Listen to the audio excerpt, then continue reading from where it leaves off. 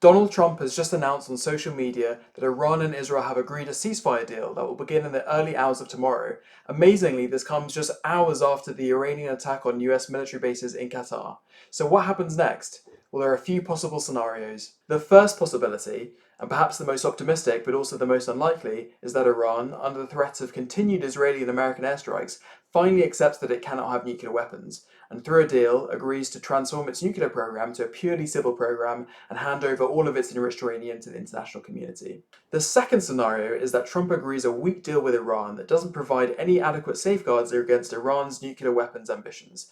This would ensure the continued possibility of war between Iran and Israel going into the short and medium term future, and also the possibility of Iran actually developing nuclear weapons. A third scenario is that Trump and the West fail to agree any new nuclear deal with Iran.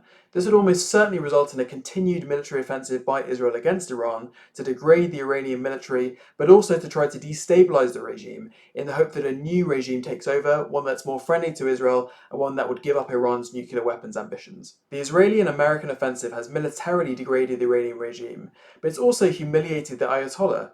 It's very difficult to see how the Ayatollah, feeling so vulnerable, will ultimately completely give up his nuclear weapons ambitions, which is why, regardless of what happens, I think we're most likely to see continued tensions regionally between Iran and Israel.